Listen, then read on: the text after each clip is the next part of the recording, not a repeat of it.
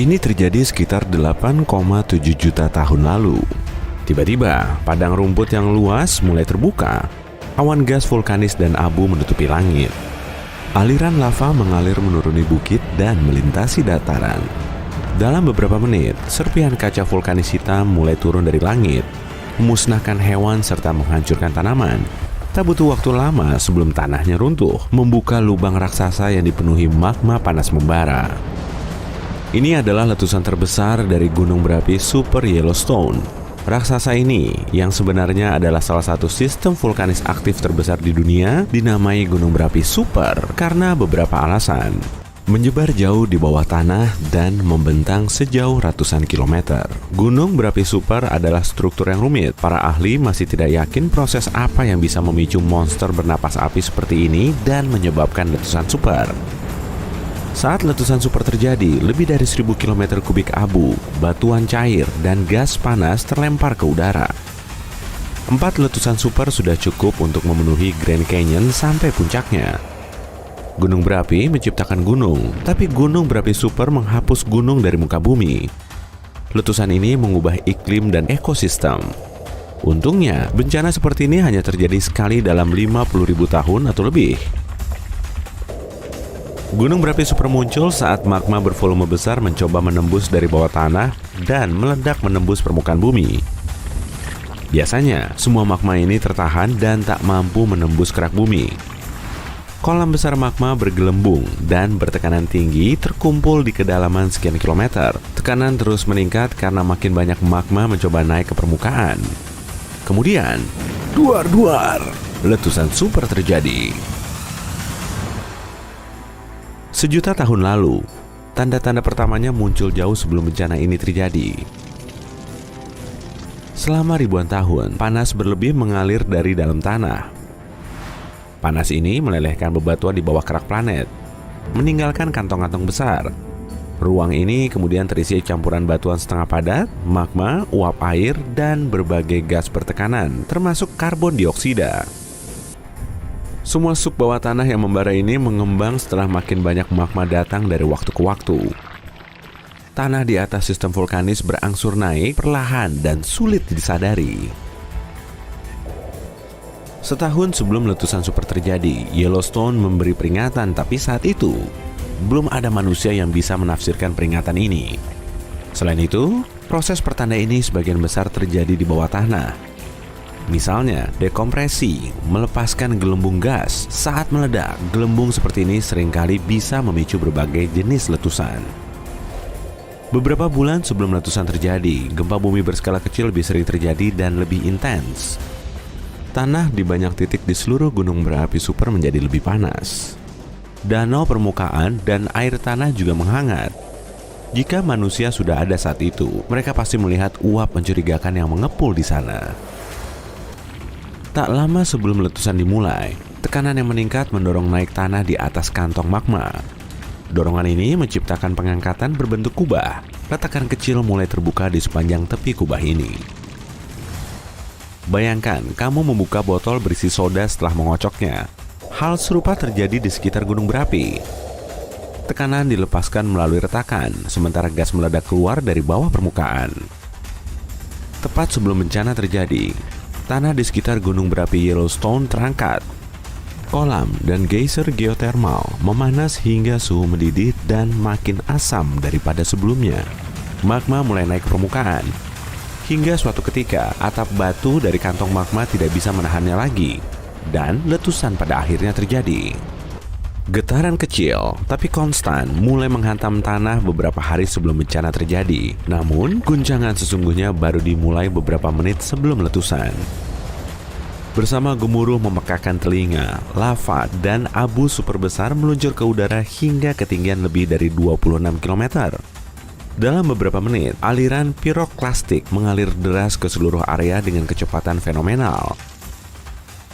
Aliran semacam ini berisi campuran cair dari potongan lava setengah padat, abu vulkanis, dan gas panas yang kian mengembang.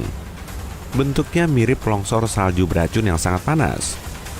Dengan suhu lebih dari 700 derajat Celcius, aliran ini membakar semua yang dilewatinya. Gunung berapi terus memompa abu selama berhari-hari. udara di sana memanas hingga 300 derajat Celcius.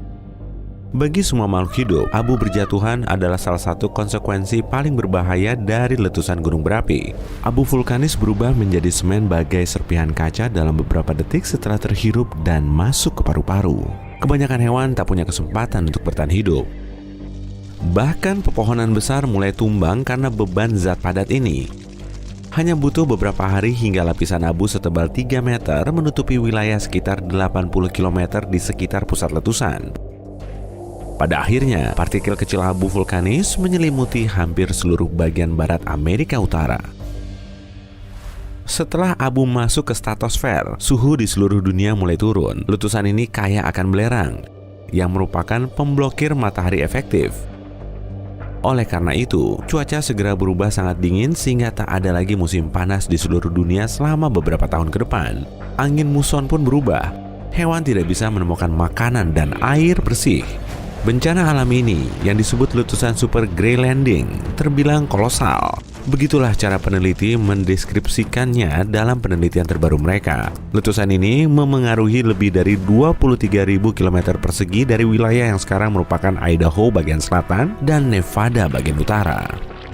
Aliran lava menyelimuti area seluas New Jersey dalam kaca vulkanis super panas. Aliran lava ini langsung mensterilkan permukaan tanah, memusnahkan semua tanaman yang tumbuh subur di sana sebelumnya. Setidaknya, ada 3 letusan super lainnya dalam sejarah gunung berapi Yellowstone yang terjadi pada 2,1 juta, 1,3 juta, dan 640.000 tahun lalu. Kekuatannya 6.000, 700, dan 2.500 kali lebih kuat daripada letusan yang menghancurkan Gunung St. Helens di negara bagian Washington pada tahun 1980. Letusan super terbaru dinamai letusan Lava Creek. Letusan ini membentuk kaldera Yellowstone setelah memuntahkan 1.000 km kubik batu, debu, dan abu vulkanis. Saat ini, Taman Nasional Yellowstone terdiri dari 10.000 kumpulan kolam lumpur, mata air panas, geyser, dan ventilasi yang memancarkan gas vulkanis. Mikroorganisme penyuka panas banyak yang hidup dari sana. Mereka mewarnai taman ini dengan indah. Geyser terkenal di sana bernama Old Faithful. Nama ini diberikan pada akhir abad ke-19 karena letusannya yang sangat teratur. Geyser ini lebih aktif dibanding yang lain, meletus sekitar 17 kali dalam sehari. Tiap letusan luar biasa ini berlangsung dari 1 hingga 5 menit. Air mancur panas ini bisa mencapai ketinggian 55 meter. Para ilmuwan menghabiskan waktu bertahun-tahun untuk mencari tahu apa yang bersembunyi di bawah Taman Yellowstone. Mereka menemukan bahwa air permukaan turun sekian kilometer ke dalam kerak bumi. Air ini menjadi panas dan mendidih sehingga memasuk geyser. Sekitar 11 km di bawah permukaan, ada reservoir batuan setengah meleleh. Ini adalah kantong magma dan lebarnya lebih dari 50 km. Gumpalan batu panas yang sangat besar yang terlihat agak mirip jamur mengisi kantong ini. Gumpalan ini naik dari kedalaman 640 km berjalan menembus mantel atas planet, lapisan tebal yang sebagian besarnya terdiri dari batuan padat. Terkadang, semburan ini membuat kantong magma terlalu panas. Tanah di sana terangkat, dan gempa bumi kecil mendorong sejumlah cairan keluar ke permukaan. Tekanan di dalam kantong pun turun dan tanah kembali turun. Sejak tahun 2004, sejumlah bagian di kaldera Yellowstone yang merupakan istilah lain dari kawah gunung berapi telah melonjak ke atas lebih cepat daripada sebelumnya. Kenaikannya hampir 8 cm per tahun sejak para ilmuwan memulai pengamatan dari dekat pada tahun 1970-an. Kenaikan secepat ini belum pernah terjadi. Namun, para ahli yakin gunung berapi super tak akan menimbulkan bahaya berarti di masa sekarang. Agar letusan bisa terjadi lagi, setidaknya magma di dalamnya harus 50% cair. Sementara di Yellowstone, angka ini hanya 5-15%. Meski ada, aktivitas vulkanis di sini lebih berupa semburan batuan cair yang mengalir keluar, yang dikenal sebagai aliran lava. Aliran lava memang berpotensi bahaya, tapi mudah dihindari. Letusan hidrotermal juga bisa terjadi. Saat itu terjadi, sekumpulan besar air panas berlebih yang terperangkap di bawah permukaan akan dengan cepat berubah dari cair menjadi uap. Uap ini bersama dengan air mendidih, lumpur, dan potongan batu akan meledak di permukaan dengan kekuatan besar. Kemudian, puing-puingnya akan menyelimuti area hingga diameter berkilo-kilometer.